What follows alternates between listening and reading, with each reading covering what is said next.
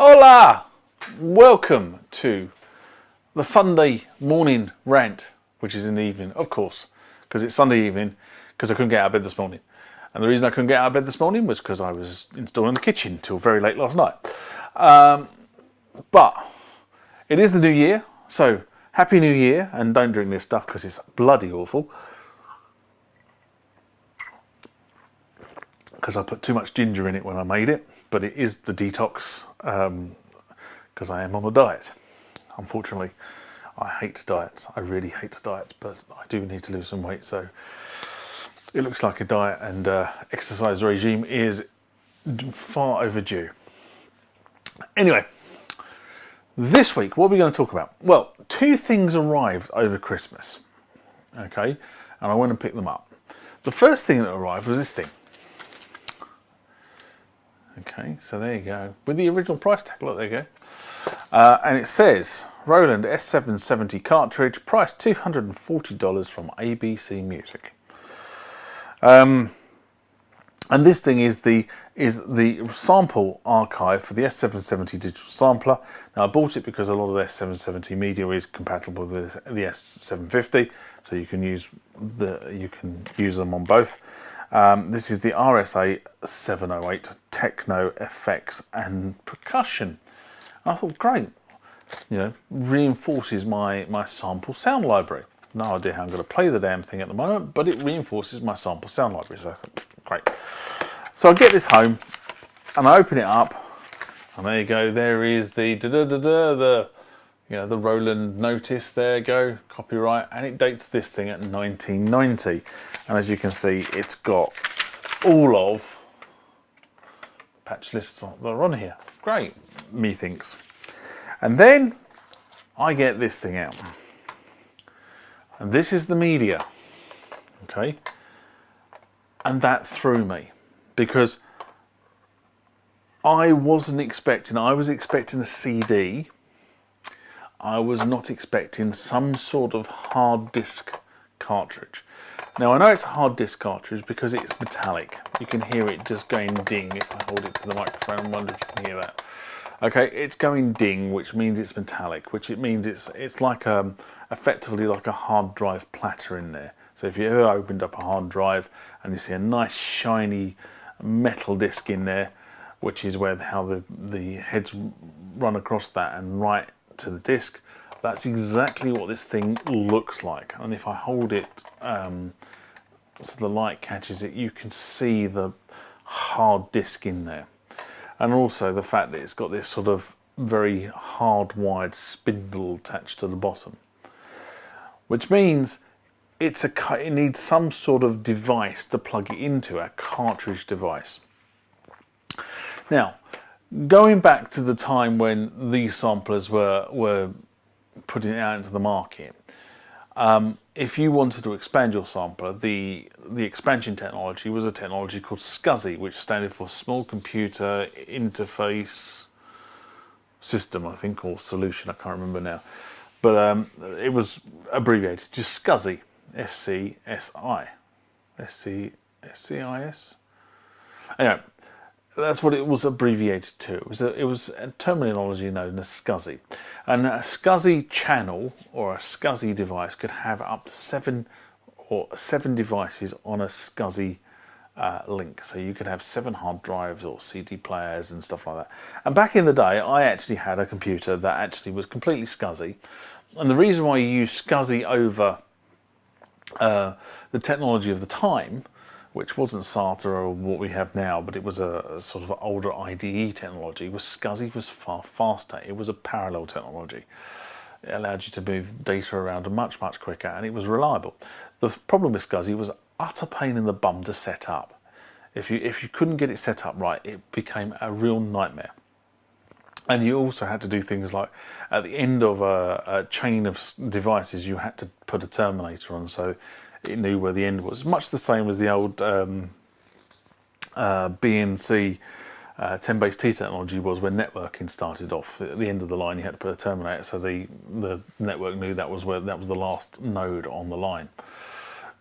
So that's what SCSI was, and I don't have any SCSI devices left anymore. Well, I don't have any hard disks, etc. I mean, all the 750 and the S50 are both SCSI devices, as is the Akai. The Akai has a SCSI interface on it as well.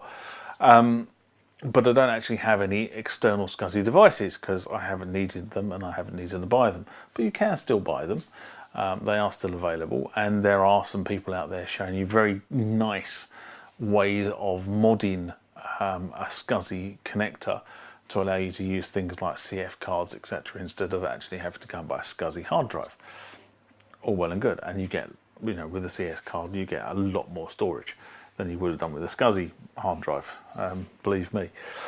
Anyway, so I thought there must be a SCSI device out on the market to run this thing with. So what I did was I grabbed hold of, where is it? There it is, down here somewhere.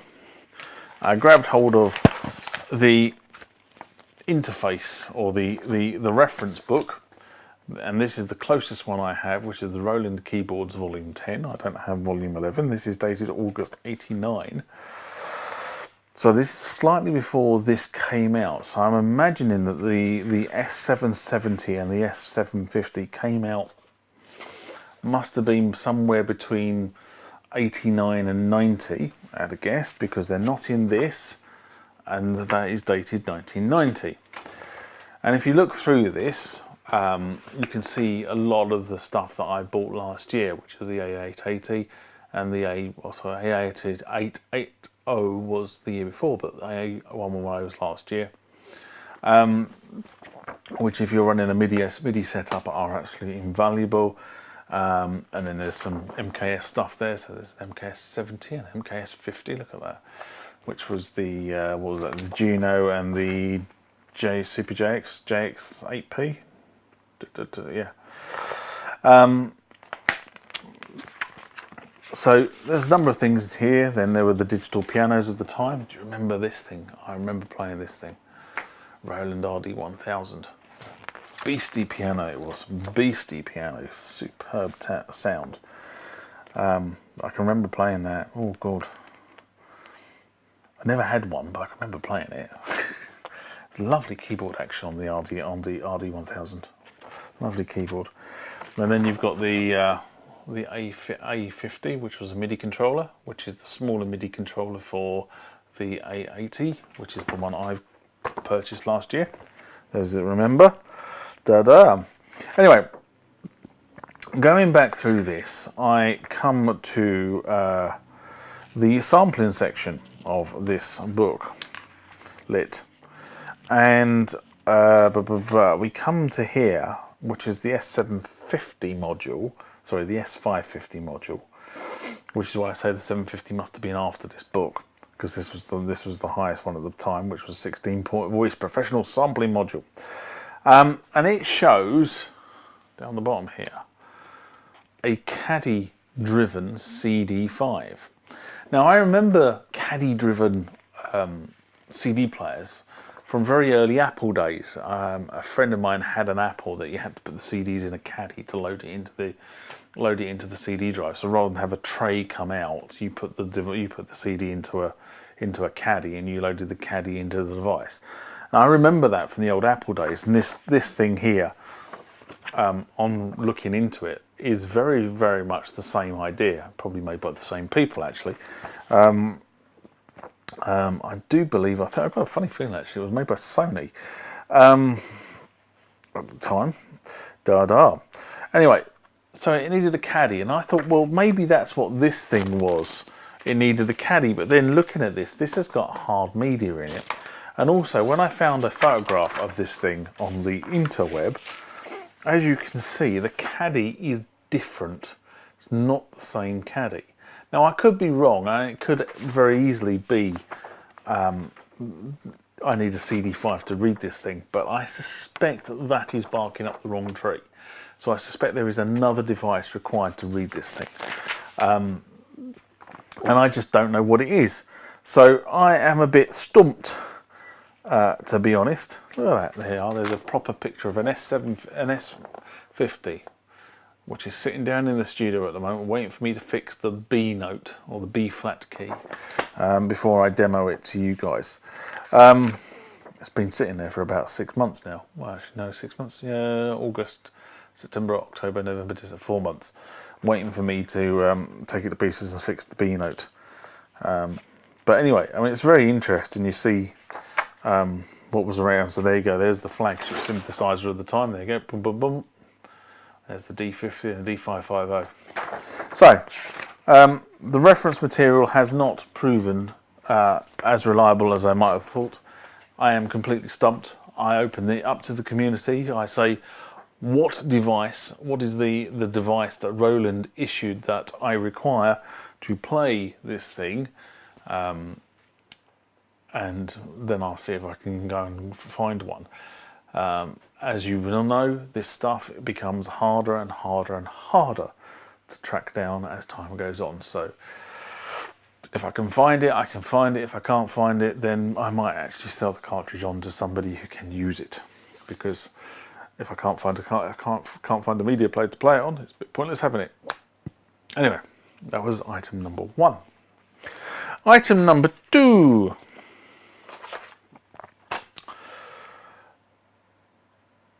I bought the OASYS last year, as many of you know, because you see it quite often sit behind me when I'm doing these things. And it's my beastie that I have at home. It hasn't made it down to the studio. It is actually in my front room, which is where I'm doing this from. It's just over there. And I've decided to do it this way today. Anyway, so I have the OASYS, and I was really lucky when I bought my OASYS because it had been very, very, very lovely looked after and then put into storage for a long period of time. That I actually have the original manual, which I have to be honest and say I am slowly working my way through when I'm trying to do stuff. But as you can see, this has probably not really been used that often, hence the reason it is in such good nick. So there's the original manual. So that's the parameter guide, and that's the operation guide. I always love the way it says, "Please read this first." Right. So this thing is, you get your keyboard. You're a keyboard player, right? You've gone out and bought your OASYS, and you've got it at home, and you've plugged in the power, and you've plugged in the jacks for the outputs, and then it says, "Please read this first." Now, this thing is 207 pages long. Are you going to read 207 pages of "Please read this first," or are you going to switch the damn thing on? Guess what? Yeah, you're going to switch the damn thing on, aren't you? You're going to play it. Because that's the reason why you bought it. You bought it to play it, not to read the manual.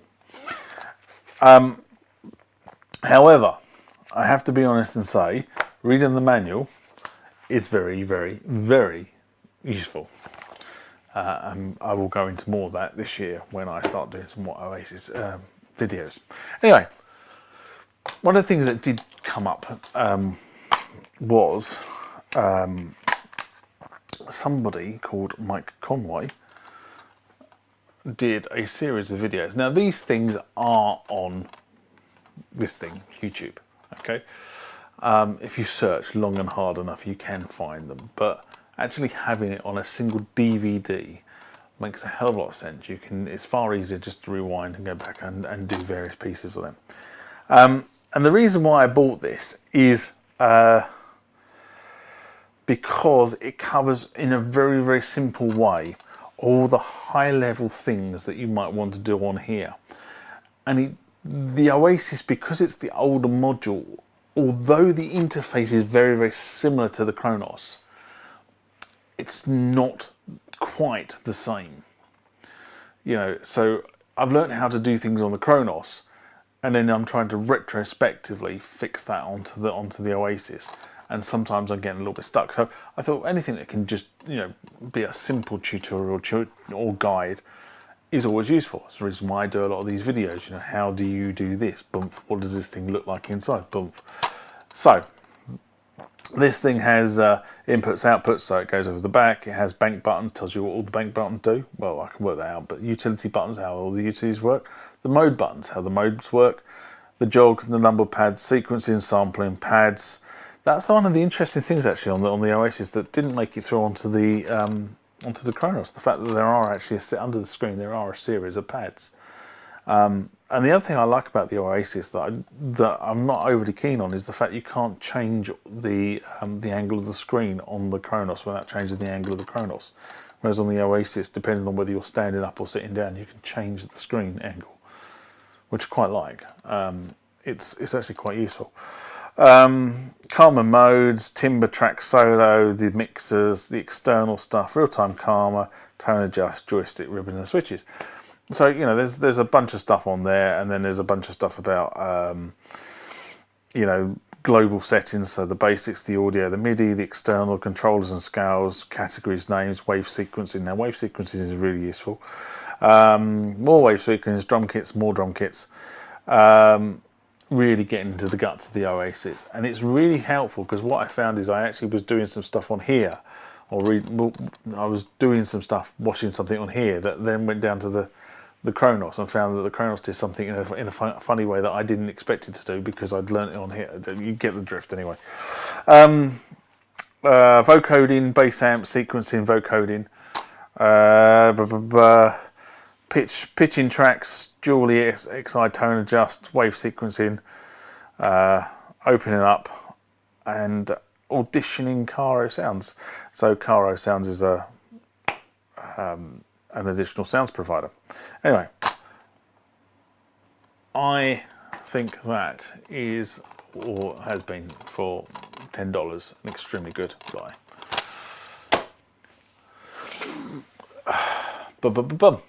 So there you go, first Sunday rant of the new year.